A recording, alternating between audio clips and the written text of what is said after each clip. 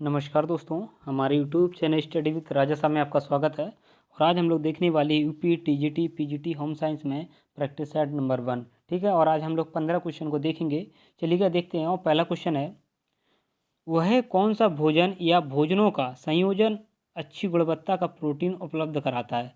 Option number A है कच्ची मछली और मांस का टिक्का। ऑप्शन नंबर बी है अंडे। ऑप्शन नंबर सी है दालें और भूरा चावल। और ऑप्शन नंबर डी है उपर्युक्त सभी। तो इसका जो सही आंसर हो जाए वो हो जाएगा ऑप्शन नंबर सी, दालें और भूरा चावल। देखिए, इसमें बात हो रही है प्रोटीन की, गुणवत्ता युक्त प्रोटीन की बात हो रही है। और प्रोटीन सबसे अधिक किसमें पाया जाता है? प्रोटीन सबसे अधिक दालों में पाया जाता है। किसमें पाया जाता है? दालों में पाया जाता है। ठीक है, आगे बढ़ते हैं। क्वेश्चन नंबर 2 है, सार्वजनिक स्वास्थ्य पोषण चक्र में कितने चरण होते हैं। ऑप्शन नंबर ए है 5। ऑप्शन नंबर बी है 6। ऑप्शन नंबर सी है 4। और ऑप्शन नंबर डी है 7। तो इसका जो सही आंसर हो जाए वो हो जाए ऑप्शन नंबर सी, 4 हो जाए। क्या हो जाए? 4 हो जाएगा। देखिएगा, सार्वजनिक स्वास्थ्य पोषण चक्र में 4 चरण होते हैं। सार्वजनिक स्वास्थ्य चक्र में महामारी विज्ञान के चरणों का क्या होता है? वर्णन किया जाता है साथियों। ठीक है, आगे बढ़ते हैं। क्वेश्चन नंबर 3 देखते हैं। क्वेश्चन नंबर 3 है, अपोषणीय पदार्थ जो भोज्य पदार्थों में उद्देश्यपूर्ण ढंग से मिलाए जाते हैं क्या कहलाते हैं। ऑप्शन नंबर ए है food additive. Option number B है food supplement. Option number C है fermented food. Option number D है फोर्टिफाइड फूड। तो इसका जो सही आंसर हो जाएगा वो हो जाएगा ऑप्शन नंबर ए, फूड एडिटिव। देखिएगा क्या होता है, भोज्य पदार्थों में उद्देश्यपूर्ण ढंग से जिसे मिलाया जाता है उसे क्या कहते हैं? फूड एडिटिव कहते हैं। ठीक है, भोजन की पौष्टिकता एवं गुणवत्ता में कमी के कई कारण हैं। उनमें से एक ही महत्वपूर्ण कारक है भोज्य पदार्थों में मिलावट। क्या कहलाती है? भोज्य पदार्थों में मिलावट। और उसी को ही क्या कहते हैं? फूड एडिटिव कहते हैं। ठीक है, आगे बढ़ते हैं। क्वेश्चन नंबर 4 देखते हैं हम लोग। क्वेश्चन नंबर 4 है, वह है भोजन जो एक पोषणीय दृष्टिकोण से पूर्णतः अपर्याप्त है क्या कहलाता है। ऑप्शन नंबर ए है मृदु भोजन। ऑप्शन नंबर बी है पूर्ण द्रव्य भोजन। ऑप्शन नंबर सी है स्पष्ट द्रव्य भोजन। और ऑप्शन नंबर डी है नियमित भोजन। तो इसका जो सही आंसर हो जाए वो हो जाएगा ऑप्शन नंबर सी, स्पष्ट द्रव्य भोजन। वह भोजन जो एक पोषणीय दृष्टिकोण से पूर्णतः अपर्याप्त है स्पष्ट द्रव्य भोजन कहलाता है। क्या कहलाता है? स्पष्ट द्रव्य भोजन कहलाता है। नेक्स्ट आगे देखते हैं। क्वेश्चन नंबर 5 है, शरीर में कार्य पर भोजन का अध्ययन के रूप में परिभाषित है। ठीक है, शरीर में कार्य पर भोजन का अध्ययन के रूप में परिभाषित क्या है?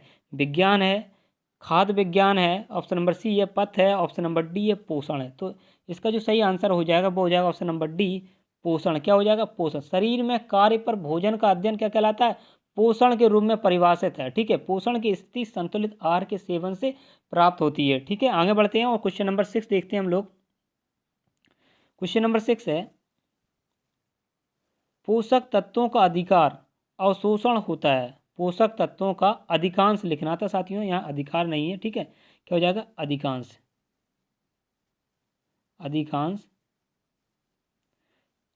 अवशोषण होता है। कहाँ होता है? ऑप्शन नंबर ए है मुंह में। ऑप्शन नंबर बी है अमाशय में। ऑप्शन नंबर सी है छोटी आंत में। ऑप्शन नंबर डी है बड़ी आंत में। देखिएगा, भोजन जो पचता है ना, वो सबसे पहले सर्वाधिक अधिकांश कहाँ पचता है? छोटी आंत में पचता है। ठीक है, तो इसका जो सही आंसर हो जाए वो हो जाएगा ऑप्शन नंबर सी। ठीक है, छोटी आंत। देखिए क्या होता है, मुख व अमाशय के बाद भोजन ग्रहणी में जाता है। ठीक है, भोजन कायम के रूप में जब अमाशय से ग्रहणी में पहुँचता है तो ग्रहणी से पचा हुआ पदार्थ क्षुद्रांत में जाता है। ठीक है, वहाँ पर पोषक तत्वों का अधिकांश अवशोषण होता है। ठीक है, कहाँ होता है? छोटी आंत में होता है। नेक्स्ट क्वेश्चन देखते हैं। क्वेश्चन नंबर 7 है, क्वेश्चन नंबर 7 है, बच्चों के शारीरिक विकास में सबसे महत्वपूर्ण कारक है। ऑप्शन नंबर ए है निद्रा। ऑप्शन नंबर बी है व्यायाम। ऑप्शन नंबर सी है पोषण। ऑप्शन नंबर डी है स्वच्छता। तो इसका जो सही आंसर हो जाएगा वो हो जाएगा ऑप्शन नंबर सी, पोषण। क्या हो जाएगा? पोषण हो जाएगा। देखिएगा, बच्चों के शारीरिक विकास में सबसे महत्वपूर्ण जो कारक है वो पोषण को माना जाता है। पोषक तत्वों की आवश्यकता बच्चों में वयस्क से अधिक होती है। क्या?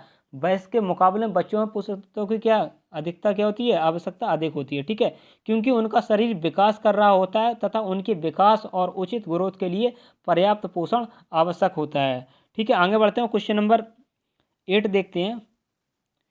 पोषक तत्वों का धारण अधिक होता है, कहाँ होता है? ऑप्शन नंबर ए है दबाव द्वारा पकने से। ऑप्शन नंबर बी है भूनने से। ऑप्शन नंबर सी है उबालने से। और ऑप्शन नंबर डी है तलने से। तो इसका जो सही आंसर हो जाएगा वो हो जाएगा ऑप्शन नंबर सी, उबालने से। ठीक है, भोज्य पदार्थों को उबालने से क्या होता है, उसमें पोषक तत्वों का धारण सर्वाधिक होगा अगर उबालेंगे अगर आप उसे। वास्तव में किसी खाद्य पदार्थ को कच्चा या उबाल कर खाना उसे भोजन बनाकर खाने से बेहतर होता है। ठीक है, आगे बढ़ते हैं, क्वेश्चन नंबर 9 देखते हैं। क्वेश्चन नंबर 9 है पोषण क्या है। पोषण के बारे में पूछा गया है। ऑप्शन नंबर ए है एक प्रक्रिया है जिसके द्वारा शरीर के सभी भाग आवश्यक पदार्थ प्राप्त करते हैं। ऑप्शन नंबर बी है एक प्रक्रिया है जिसके द्वारा शरीर पदार्थों का उपयोग समृद्धि और नवीकरण के लिए करता है। ऑप्शन नंबर सी है एक प्रक्रिया है जहां पदार्थ उनके कार्यों और समृद्धि के लिए प्राप्त किए जाते हैं और उपयोग किए जाते हैं। ऑप्शन नंबर डी है एक प्रक्रिया है जिसमें शरीर के सभी भाग सभी जैव कार्यों के लिए पदार्थ प्राप्त करता है उनका उपयोग करता है। ठीक है, पोषण क्या होता है, तो इसका जो सही आंसर हो जाएगा वो हो जाएगा ऑप्शन नंबर डी। पोषण एक प्रक्रिया है जिसमें शरीर के सभी भाग जैव कार्यों के लिए पदार्थ प्राप्त करता है और उनका उपयोग करता है। ठीक है, देखिए अगर बात करें तो जिनके द्वारा जीवित प्राणी अपनी क्रियाशीलता को बनाए रखने के लिए क्या करता है, पोषण का एक ग्रहण करता है साथियों। ठीक है, आगे बढ़ते हैं हम लोग और नेक्स्ट क्वेश्चन देखते हैं। क्वेश्चन नंबर 10 है भोजन के क्वेश्चन नंबर 10 है भोजन के गैर पोषणीय घटक है। ऑप्शन नंबर ए है रेसे या रफेज। ऑप्शन नंबर बी है जल। ऑप्शन नंबर सी है वर्ण यौगिक और ऑप्शन नंबर डी है उपर्युक्त सभी। तो इसका जो सही आंसर हो जाएगा वो हो जाएगा ऑप्शन नंबर डी उपर्युक्त सभी। देखिए रेसे या रफेज, जल, वर्ण यौगिक आदि भोजन के गैर पोषणीय घटक हैं। कैसे हैं, गैर पोषणीय घटक हैं और फलों और सब्जियों में बहुत सारे गैर पोषक तत्व पाए जाते हैं। ठीक है, आगे बढ़ते हैं हम लोग और क्वेश्चन नंबर 11 देखते हैं। क्वेश्चन नंबर 11 है ट्राइडजिल क्या है, ट्राइडजिल टेस्ट निम्न में से किससे संबंधित है। ऑप्शन नंबर ए है भोजन का ज्ञानेंद्रिय मूल्यांकन। ऑप्शन नंबर बी है भोजन के प्रोटीन का अनुमान। ऑप्शन नंबर सी है भोजन में वसा का मूल्यांकन और ऑप्शन नंबर डी है उपर्युक्त में से कोई नहीं। तो इसका जो सही आंसर हो जाएगा वो हो जाएगा ऑप्शन नंबर ए। ठीक है, भोजन का ज्ञानेंद्रिय मूल्यांकन होता है ठीक है, ट्राइडजिल। ध्यान रखना ये आपने पहली बार नाम सुना होगा ट्राइडजिल टेस्ट का, ये पूछा जा चुका है। ठीक है, कई बार एग्जामों में। आगे बढ़ते हैं हम लोग क्वेश्चन नंबर 12 देखते हैं भोजन शरीर में निम्न में से कौन सा कार्य करते हैं। ऑप्शन नंबर ए है शारीरिक कार्य। ऑप्शन नंबर बी है सामाजिक कार्य। ऑप्शन नंबर सी है मनोवैज्ञानिक कार्य और ऑप्शन नंबर डी है उपर्युक्त सभी। तो इसका जो सही आंसर हो जाएगा वो हो जाएगा ऑप्शन नंबर डी उपर्युक्त सभी। देखिए भोजन से प्राप्त करने के बाद मानव क्या करता है, उसका शारीरिक कार्य भी करता है भोजन के द्वारा, सामाजिक कार्य भी करता है, मनोवैज्ञानिक कार्य सोचने, भोजन नहीं करेंगे तो सोचने की जो क्षमता होगी वो क्या होगी, क्षीण हो जाएगी। जो ऊर्जा प्राप्त होती है वो क्या हो जाएगी, कमी हो जाएगी अगर भोजन अगर प्राप्त नहीं करेंगे शरीर में। ठीक है, आगे बढ़ते हैं क्वेश्चन नंबर 13 देखते हैं। क्वेश्चन नंबर 13 है किसी उत्पाद पर एमआरपी से क्या अभिप्राय है। ऑप्शन नंबर ए है न्यूनतम फुटकर मूल्य। ऑप्शन नंबर बी है अधिकतम फुटकर मूल्य। ऑप्शन नंबर सी है सूक्ष्म फुटकर मूल्य और ऑप्शन नंबर डी है उपर्युक्त में से कोई नहीं।